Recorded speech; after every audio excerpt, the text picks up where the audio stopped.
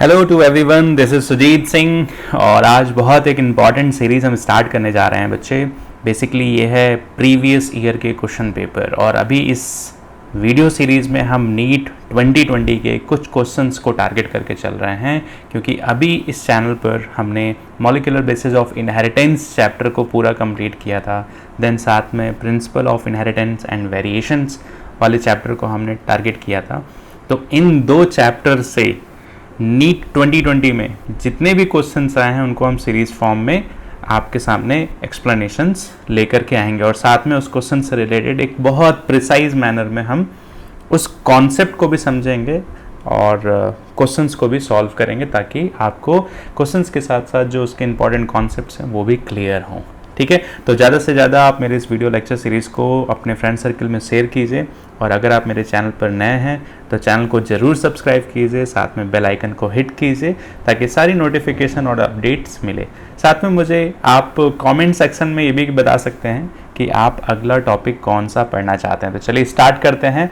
आज का जो टॉपिक है वो बेसिकली हम पेपर को डिस्कस कर रहे हैं और पेपर को टारगेट करके चल रहे हैं नीट 2020 को। तो जो हमारा पहला क्वेश्चन है वो बेसिकली है बच्चे, match the following gene of lac operon with their respective product. ठीक है, तो देखो लैक ओपरॉन को हमने बहुत डिटेल में पढ़ा है, बट यहाँ पर हम आपको समझाने के लिए कुछ छोटे से इंपॉर्टेंट टॉपिक्स को हम डिस्कस कर देते हैं कि लैक ओपरॉन होता क्या है। ठीक है, तो बेसिकली यहाँ पर लैक ओपरॉन को अगर हम समझे तो लैक्टोज जो ओपेरॉन है, देखिए जब भी बैक्टीरिया का जो प्रिफर्ड कार्बन सोर्स है, बैक्टीरिया का जो प्रिफर्ड कार्बन सोर्स है वो बेसिकली ग्लूकोज है, लेकिन अगर बैक्टीरिया को आप ग्लूकोज की जगह लैक्टोज प्रोवाइड करेंगे तो उस लैक्टोज मॉलिक्यूल को मेटाबोलाइज करने के लिए बैक्टीरिया को अपने कुछ स्पेशलाइज्ड जीन को एक्सप्रेस करने पड़ते हैं। ठीक है, तो वहीं से कॉन्सेप्ट आता है लैक ओपेरॉन मॉडल। तो लैक ओपेरॉन मॉडल बेसिकली यहाँ पर हम ZYA जीन्स के बारे में डिस्कस करेंगे और उनके प्रोडक्ट के बारे में डिस्कस करेंगे कि प्रोडक्ट Z जीन का क्या प्रोडक्ट है, Y जीन का क्या प्रोडक्ट है, A जीन का क्या प्रोडक्ट है। तो अगर हम बहुत प्रिसाइज मैनर में पढ़ें तो एक चीज़ तो आप समझ जाइए कि हर एक ओपेरॉन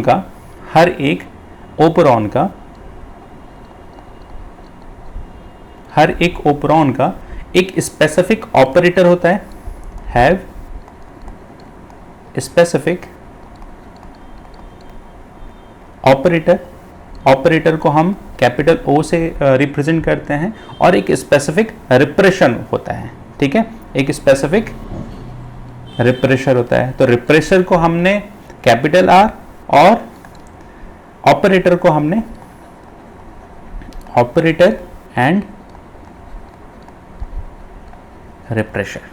तो किसी भी ओपेरॉन का, चाहे वो TRP ओपेरॉन हो चाहे वो लैक्टोज ओपेरॉन हो, उनका एक स्पेसिफिक ऑपरेटर होता है और एक स्पेसिफिक रिप्रेशर होता है। अगर हम यहाँ पे लैक्टोज ओपेरॉन की या लैक ओपेरॉन की बात करें, अगर हम बात करें बच्चे लैक ओपेरॉन की, तो यहाँ पर लैक ओपेरॉन में इन दो जीन सेगमेंट के अलावा भी क्या होता है, स्ट्रक्चरल जीन्स होती हैं। और स्ट्रक्चरल जीन्स कौन कौन सी होती हैं, तो Z जीन, Y जीन और A जीन, ये तीन स्ट्रक्चरल जीन्स होती हैं जिनके प्रोडक्ट यूज होते हैं किसके पर्पज में, तो फॉर द मेटाबॉलिज्म। प्रोडक्ट, इनका जो प्रोडक्ट होता है बच्चे, ये किस चीज में रिक्वायर्ड होता है, तो रिक्वायरमेंट, या आप बोल सकते हैं रिक्वायर्ड फॉर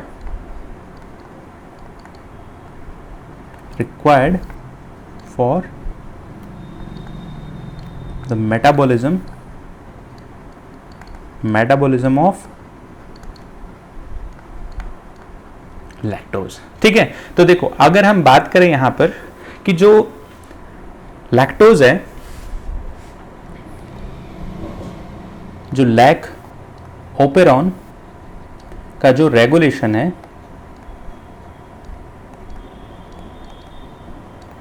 वो दो वे से होता है। एक तो in the presence of inducers,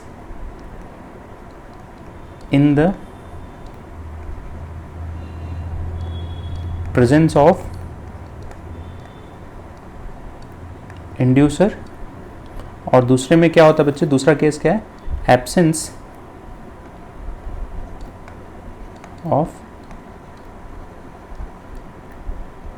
inducer. यहां पे इंड्यूसर्स क्या है बच्चे, तो लैक्टोज है। इंड्यूसर क्या है, लैक्टोज है।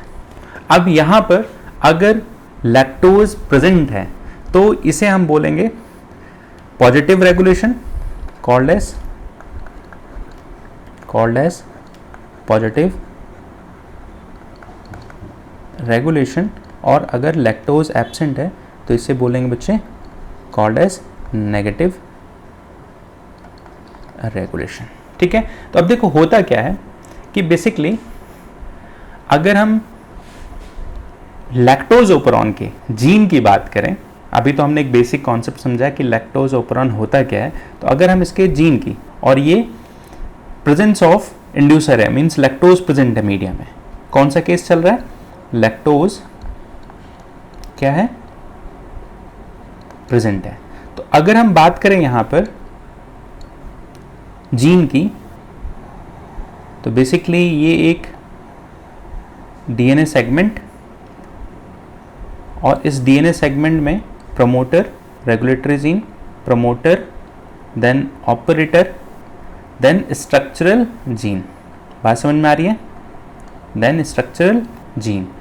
तो यहां पर अगर मैं बोलूं कि ये जो पार्ट है, ये पार्ट क्या है, पी रिप्रेजेंट करता है प्रमोटर को, ओ रिप्रेजेंट करता है ऑपरेटर को, और साथ में स्ट्रक्चरल जीन है, जो स्ट्रक्चरल जीन है जेड वाई ए, और ये जो जीन है इसे हम बोलेंगे रेगुलेटरी जीन। तो पी जो है ये क्या है, रेगुलेटरी जीन है, और साथ में ये क्या है बच्चे, तो ये है स्ट्रक्चरल जीन। अब देखो होगा क्या, क्योंकि ये जो जीन सेगमेंट है ये डीएनए के फॉर्म में प्रेजेंट है, तो ये अपने आप को एक्सप्रेस करेंगे। ठीक है, अब रेगुलेटरी जीन जो है वो हमेशा जीन के एक्सप्रेशन को क्या करता है, रेगुलेट करता है। तो यहां पर होगा क्या कि जब रेगुलेटरी जीन अपने आप को एक्सप्रेस करेगा तो एक रिप्रेशर एमआरएनए बनाएगा। क्या बनाएगा, एक रिप्रेशर एमआरएनए बनेगा, और ये रिप्रेशर एमआरएनए फर्दर एक प्रोटीन के फॉर्म में बनेगा, और इसी को हम बोल देंगे रिप्रेशर प्रोटीन। इसी को हम क्या बोल देंगे, रिप्रेशर प्रोटीन। और ये रिप्रेशर प्रोटीन क्या है, अभी एक्टिव है, लेकिन सराउंडिंग में आपके सामने क्या प्रेजेंट है, एक इंड्यूसर्स प्रेजेंट है, मींस लैक्टोज प्रेजेंट है। तो ये लैक्टोज क्या करेगा, जा करके इस पर बाइंड करेगा, इस रिप्रेशर प्रोटीन पर, और बाइंड करने के बाद आपने देखा ये कि ये जो एक्टिव फॉर्म में रिप्रेशर प्रोटीन थी उससे बाइंड होने की वजह से ये रिप्रेशर प्रोटीन क्या हो गई, इनएक्टिव हो गई। ये रिप्रेशर प्रोटीन जब इससे इंड्यूसर जाके बाइंड कर जाएगा तो फाइनली होगा क्या कि ये क्या होगा, इनएक्टिव। तो जब ये इनएक्टिव हो जाएगा तो ये फाइनली ऑपरेटर से जाके बाइंड नहीं करेगा, डज नॉट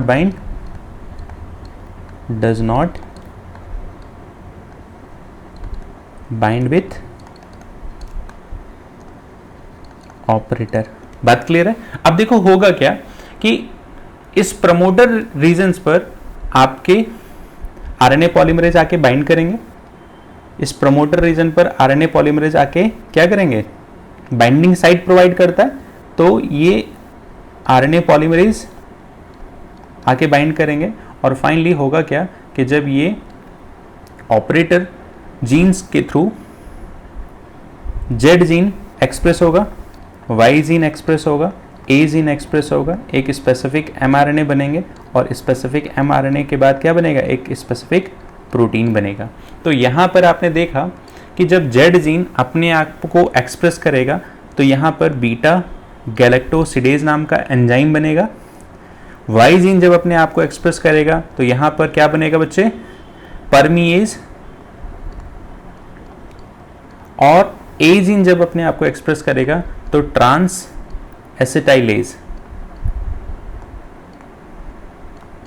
तो यहाँ पर 3 प्रोडक्ट बन रहे हैं। अगर आप नोटिस करो तो जेड जीन से क्या बन रहा है, बीटा गैलेक्टोसिडेज, वाई जीन से क्या बन रहा है, परमीएज, और ए जीन से क्या बन रहा है बच्चे, ट्रांस एसिटिलेज। बात समझ में आ रही है? तो अब चलिए हम लौट के आते हैं क्वेश्चंस के फॉर्म में। तो यहाँ पर पूछा गया है कि match of the following gene of lac operon with their respective product, with their respective product. तो लैक ओपरॉन, जो ये लैक ओपरॉन मॉडल है, इस लैक ओपरॉन मॉडल में जो ये स्ट्रक्चरल जीन है ZYA जीन, इनके प्रोडक्ट क्या बन रहे हैं। तो यहाँ पर ट्रांसक्रिप्शन का प्रोसेस होने के बाद क्या बना, एक स्पेसिफिक mRNA बना, और ट्रांसलेशन का प्रोसेस होने के बाद क्या बना बच्चे, एक स्पेसिफिक प्रोटीन बना, और वो प्रोटीन एंजाइमेटिक नेचर की है। तो इसी प्रोडक्ट, Z जीन के प्रोडक्ट, Y जीन के प्रोडक्ट, A जीन के प्रोडक्ट, और साथ में I जीन के जो प्रोडक्ट हैं उन्हीं के बारे में यहाँ पर पूछा गया है। तो इस क्वेश्चन में अगर आप देखें तो I जीन क्या थी बच्चे, रेगुलेटरी जीन थी, रेगुलेटरी जीन थी बच्चे। रेगुलेटरी जीन क्या बनाया जब ट्रांसक्रिप्शन हुआ, तो रेगुलेटरी रिप्रेशर mRNA, और ट्रांसलेशन का प्रोसेस होने के बाद क्या बना, रिप्रेशर प्रोटीन बना। तो I जीन का जो प्रोडक्ट है वो क्या होगा, रिप्रेशर प्रोटीन। बात समझ में आ रही है यहाँ पर? अब देखो Z जीन का क्या प्रोडक्ट था, Z जीन का क्या प्रोडक्ट है, बीटा गैलेक्टोसिडेज। तो Z जीन का प्रोडक्ट क्या है, बीटा गैलेक्टोसिडेज। साथ में अगर मैं देखूं यहाँ पर कि Y जीन का जो प्रोडक्ट है वो क्या है बच्चे, ट्रांस। Y जीन का जो प्रोडक्ट है वो क्या है, परमीएज। तो Y जीन का जो प्रोडक्ट है वो क्या है बच्चे, परमीएज, और A जीन का जो प्रोडक्ट है वो क्या है बच्चे, ट्रांस एसिटिलेज। तो देखिए नीट 2020 का इतना इजी क्वेश्चन है, और इस ओपेरॉन मॉडल को हमने बहुत डिटेल में, इस चैनल के ऊपर एक प्लेलिस्ट है मॉलिक्यूलर बेसिस ऑफ इनहेरिटेंस, आप वहां जाकर के उसको और डिटेल वे में देख सकते हैं। तो आप देख रहे हैं कि लैक ओपरॉन से कितना इजी क्वेश्चंस बने हैं। तो अगर हम ऑप्शंस को देखें कि कौन सा करेक्ट ऑप्शन है, सेलेक्ट द करेक्ट ऑप्शन। तो I जीन का क्या प्रोडक्ट है, रिप्रेशर। तो A का थर्ड, ठीक है, A का थर्ड, सेकंड में भी है, थर्ड में भी है, और फोर्थ ऑप्शन में भी है। Z जीन का क्या है, B का फर्स्ट। तो B का फर्स्ट केवल सेकंड और थर्ड ऑप्शन में है। A जीन का जो है ऑप्शन फोर्थ, तो केवल ऑप्शन थर्ड में ही A का फोर्थ जीन है, और Y जीन का D का ऑप्शन क्या है, तो D का ऑप्शन सेकंड।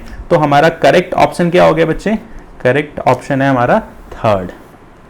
ठीक है, तो यहां पर हमारा करेक्ट आंसर क्या है बच्चे, थर्ड है। बात समझ में आ रही है? तो आप इसको देखना, रिवाइज करना, लैक ओपरॉन का कॉन्सेप्ट क्या है, बहुत इजी क्वेश्चंस आते हैं बच्चे। चलिए नेक्स्ट क्वेश्चन करते हैं। तो नेक्स्ट क्वेश्चंस में जो बच्चे है, the frequency of recombination between gene pair on the same chromosome as measure of the distance between the two gene explain by. बहुत सिंपल क्वेश्चन है। यहां पर दो जीन्स के बीच का डिस्टेंस, दो जीन के बीच का क्या है, डिस्टेंस। तो यहां बात हो रही है बच्चे रिकॉम्बिनेशन प्रोसेस की। The frequency of recombination between gene pair on the same chromosome, ठीक है। तो यहां पर रिकॉम्बिनेशन, एक ही क्रोमोसोम, सपोज ये एक आपका क्रोमोसोम है, ठीक है बच्चे। अब इस क्रोमोसोम पर कोई जीन ए प्रेजेंट है, कोई जीन बी प्रेजेंट है, कोई जीन सी प्रेजेंट है। तो सपोज अगर मैं इस जीन को ए जीन, बी जीन और डी जीन मेंशन करता हूं, तो इनके बीच का डिस्टेंस क्या है, इनके बीच का डिस्टेंस क्या है, इनके बीच का क्या है, डिस्टेंस क्या है बच्चे।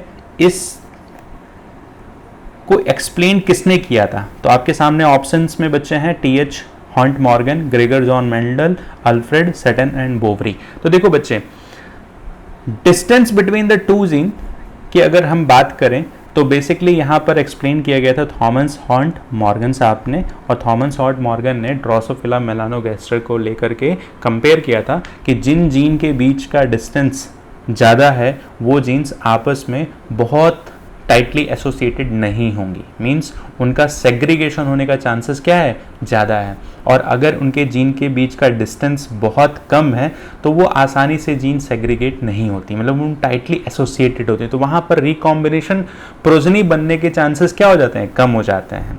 इस क्वेश्चन के इस टॉपिक को हमने बहुत डिटेल में एक्सप्लेन किया है, आप चैनल पर जा करके उस वीडियो को देखिए, बहुत क्रिस्टल क्लियर होगा आपको कॉन्सेप्ट कि जब दो जीन के बीच का डिस्टेंस अगर बहुत ज़्यादा है तो वहाँ recombination progeny means recombinant type की प्रोजनी जो है वो बनने की फ्रिक्वेंसी बहुत ज़्यादा हो जाती है। और वहाँ पर अगर मैं बात करूँ, if the distance between the two gene is minimum means these two genes are tightly associated with each other, it means this represent as a कि यहाँ पर रिकॉम्बिनेशन फ्रीक्वेंसी जो है वो कम होगी, means recombinant type of progeny कम बनेगी। तो क्वेश्चन के according the frequency of recombination between the gene pair on the same chromosome as measured in the form of distance between the two gene was explained by Thomas Hunt Morgan. ठीक है, तो correct answer क्या है? Thomas Hunt Morgan. इन्होंने Drosophila melanogaster को लेकर के experiment perform किया था और वहाँ पर पैरेंटल टाइप और रिकॉम्बिनेंट टाइप की प्रोजनी के बारे में डिस्कस किया था। ठीक है, ग्रेगर जॉन मेंडल साहब ने ये प्रोसेस को एक्सप्लेन नहीं किया था क्योंकि यहाँ पर मेंडल के लॉ दिए गए थे, सटन एंड ब्रोबरी जो थे वो क्रोमोसोमल बेसिस ऑफ इनहेरिटेंस के बारे में बात किए थे। तो इस क्वेश्चंस के अकॉर्डिंग राइट आंसर क्या है? टी.एच. Haunt Morgan. ठीक है, बात क्लियर है?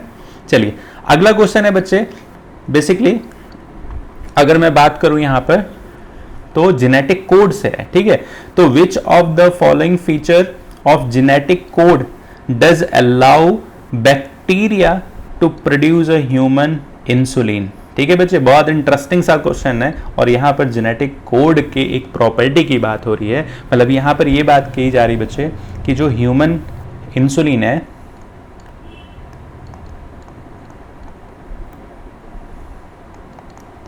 वो रिकॉम्बिनेंट डीएनए टेक्नोलॉजी की हेल्प से मींस रिकॉम्बिनेंट आरडीटी टेक्नोलॉजी की हेल्प से किसके थ्रू प्रोड्यूस हो रहा है? तो बैक्टीरिया के अंदर इंसुलिन का क्या हो रहा है बच्चे? प्रोडक्शन हो रहा है। ठीक है, क्या हो रहा है?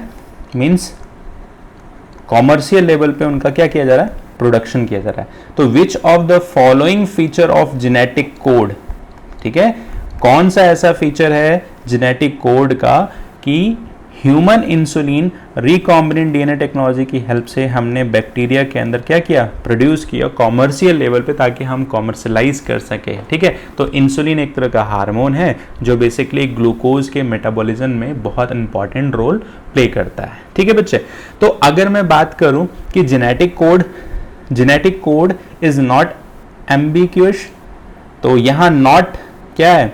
इस पूरे ऑप्शन को गलत कर देता है।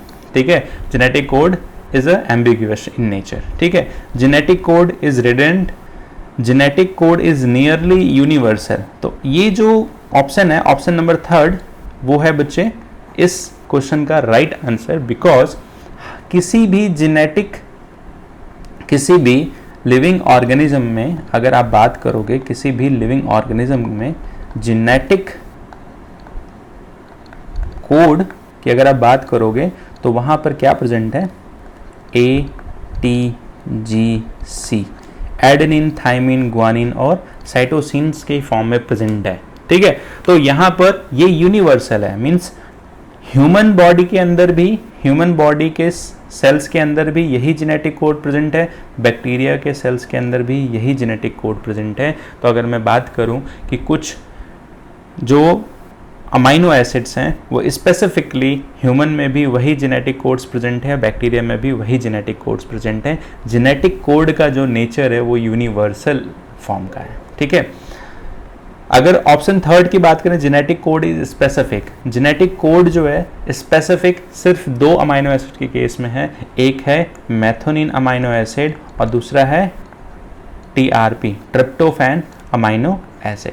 तो मेथोनिन अमाइनो एसिड और ट्रिप्टोफैन अमाइनो एसिड्स ही जो हैं वो स्पेसिफिक एक जेनेटिक कोड से फॉर्म होते हैं, बाकी जितने भी अमाइनो एसिड्स हैं उनके एक से ज़्यादा जेनेटिक कोड्स प्रेजेंट होते हैं एक्सेप्ट मेथोनिन और ट्रिप्टोफैन। तो इस क्वेश्चन का जो राइट आंसर है genetic code is nearly universal. क्यों? क्योंकि किसी भी लिविंग ऑर्गेनिज्म में अगर आप जेनेटिक कोड की बात करते हो तो वहाँ पर जीन्स का जो नेचर प्रेजेंट है ना बच्चे, ATGC के फॉर्म में प्रेजेंट है। और ATGC क्या है? नाइट्रोजनस बेस है। ठीक है, चलिए नेक्स्ट क्वेश्चन अगर हम बात करें तो बेसिकली नेक्स्ट क्वेश्चन है बच्चे आपका विच of the following pair of organelles does not contain, ठीक है, डज नॉट कंटेन डीएनए।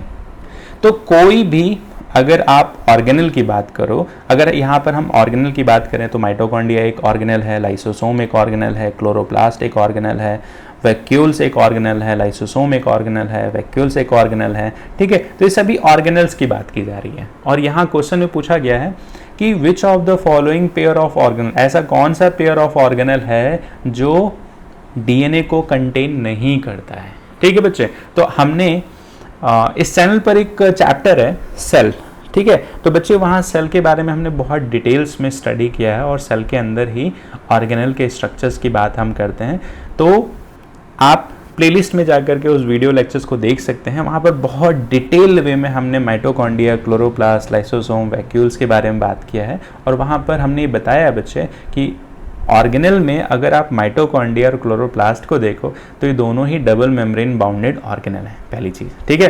और ऑर्गेनल में अगर आप बात करो माइटोकॉन्ड्रिया और साथ में क्लोरोप्लास्ट की, तो ये दोनों ही ऑर्गेनल कैसे हैं बच्चे, डबल मेम्ब्रेन बाउंडेड ऑर्गेनल, पहली चीज, ठीक है। तो माइटोकॉन्ड्रिया और क्लोरोप्लास्ट कैसे ऑर्गेनल है बच्चे, डबल मेम्ब्रेन बाउंडेड ऑर्गेनल है। साथ में बच्चे ये अपना खुद का जेनेटिक मटेरियल कंटेन करते हैं, साथ में और क्या कंटेन करते हैं, कंटेन इट्स ओन डीएनए, ठीक है। तो अगर ऑर्गेनल्स की अगर आप बात करूं तो माइटोकॉन्ड्रिया के अंदर भी अपना खुद का डीएनए प्रेजेंट होता है और क्लोरोप्लास्ट के अंदर भी खुद का डीएनए प्रेजेंट होता है। और क्वेश्चन में पूछा गया है कि विच of the following pair of organelle does not contain DNA. तो माइटोकॉन्ड्रिया में डीएनए प्रेजेंट है तो ये ऑप्शन नहीं हो सकता है, क्लोरोप्लास्ट में प्रेजेंट है ये ऑप्शन नहीं हो सकता है, माइटोकॉन्ड्रिया यहाँ पर भी प्रेजेंट है तो ये ऑप्शन भी नहीं हो सकता। तो करेक्ट ऑप्शन क्या है बच्चे, option third, lysosome and vacuoles के अंदर अपना खुद का डीएनए प्रेजेंट नहीं होता है, ठीक है। ये बात सबको क्लियर है। चलो नेक्स्ट क्वेश्चन अगर हम देखें बच्चे तो बेसिकली यहां पर नेक्स्ट क्वेश्चन है क्वेश्चन नंबर 5। तो क्वेश्चन नंबर 5 में यहां पर बात की जा रही है purines found in both DNA and RNA. देखो कोई भी न्यूक्लियोटाइड जो है ना, डीएनए और आरएनए क्या है, न्यूक्लिक एसिड्स हैं, पहली चीज। डीएनए और आरएनए क्या है बच्चे, तो न्यूक्लिक एसिड्स हैं। ये बात तो सभी को क्लियर है। न्यूक्लिक एसिड के अगर टाइप आप देखो तो दो फॉर्म में प्रेजेंट है, एक है DNA deoxy ribo nucleic acid और दूसरा है राइबो न्यूक्लिक एसिड। ये तो बात सभी को क्लियर है यहाँ तक। अगर हम बात करते हैं बच्चे कि डीएनए और आरएनए या किसी भी न्यूक्लिक एसिड का जो बेसिक यूनिट है वो क्या है बच्चे, बेसिक यूनिट क्या है, दैट इज न्यूक्लियोटाइड। बात समझ में आ रही है। अब न्यूक्लियोटाइड जो है ना वो कंसिस्ट होता है बच्चे, कंसिस्ट विथ 3 कंपोनेंट। तो वो कंपोनेंट कौन कौन से हैं, पहला कंपोनेंट तो है बच्चे पेंटोज शुगर, ठीक है। पेंटोज शुगर 5 कार्बन का होता है, हमेशा याद रखिएगा। तो पहला कंपोनेंट क्या है, पेंटोज शुगर। दूसरा कंपोनेंट क्या है बच्चे, नाइट्रोजनस बेस, जिसमें हम प्यूरिन और पैरामिडीन्स की बात करते हैं। और तीसरा कंपोनेंट क्या है बच्चे, फॉस्फेट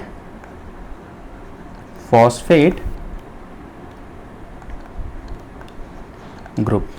तो यहां पर बात की जा रही है कि purine found both in DNA और आरएनए। तो यहां पर पहली बात तो क्वेश्चन में किसकी बात हो रही है, नाइट्रोजनस बेस की बात हो रही है। तो अगर हम बात करें कि नाइट्रोजनस जो बेस है वो 2 फॉर्म में प्रेजेंट होता है। पहली चीज, एक तो है बच्चे प्यूरिन्स के फॉर्म में और दूसरा है पैरामिडीन्स की फॉर्म में। बात समझ में आ रही है। प्यूरिन्स के भी अपने 2 फॉर्म होते हैं, एक है एडेनिन और दूसरा है क्या, ग्वानिन। पैरामिडिन के जो हैं बच्चे वो 3 फॉर्म होते हैं, ठीक है।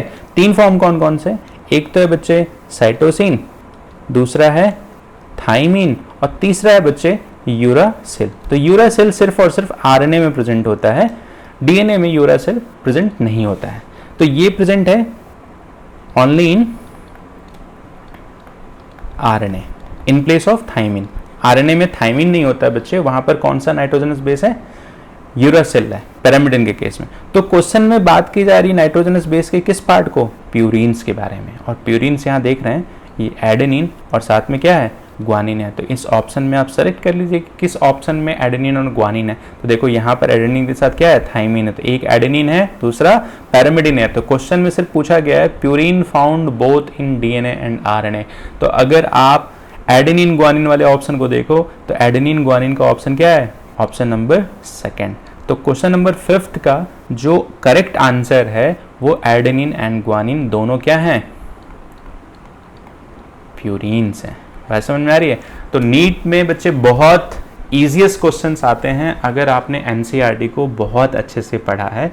और मेरे चैनल से आप सभी जुड़िए और आपको डेफिनेटली यहाँ से बहुत कुछ लर्न करने को मिलेगा। और बिलीव कीजिए नीट के जो क्वेश्चन पेपर हैं बहुत ईजी हैं, बहुत ईजी हैं। मैं अपने सभी बच्चों को बोलता हूँ कि बच्चे आप किसी भी रेफरेंस बुक को फॉलो करो, लेकिन उससे पहले एटलीस्ट अपने एनसीईआरटी को कितनी बार आप रिवाइज कर सकते हो, कितनी बार आप पढ़ सकते हो। एनसीईआरटी की लाइन टू लाइन बच्चे बहुत इंपॉर्टेंट है, ठीक है। तो चलो अपना अच्छे से ख्याल रखो और इसी तरीके से हम दूसरे पार्ट को भी लेके आएंगे और उन क्वेश्चंस को भी हम बहुत डिटेल्स वे में डिस्कस करेंगे बच्चे। तो अगर अभी तक आप मेरे चैनल को सब्सक्राइब नहीं किया तो मेरे चैनल को सब्सक्राइब करो, बेल आइकन को हिट करो, क्योंकि आपके एक कमेंट, आपके एक लाइक से मैं बहुत मोटिवेट होऊंगा और आपके लिए ऐसे ही बहुत ही वैल्यूएबल कंटेंट को बना करके यूट्यूब पे लॉन्च करूँगा। मेरा बस एक ही फोकस है बच्चे कि आप सभी का बायोलॉजी का जो कॉन्सेप्ट है वो क्रिस्टल क्लियर हो। Thank you to all. ऐसे ही आप सपोर्ट कीजिए, ऐसे ही आप मुझे मोटिवेट कीजिए ताकि मैं और भी इंपॉर्टेंट लेसन्स आपके लिए लेकर के आऊँ। Thank you to all.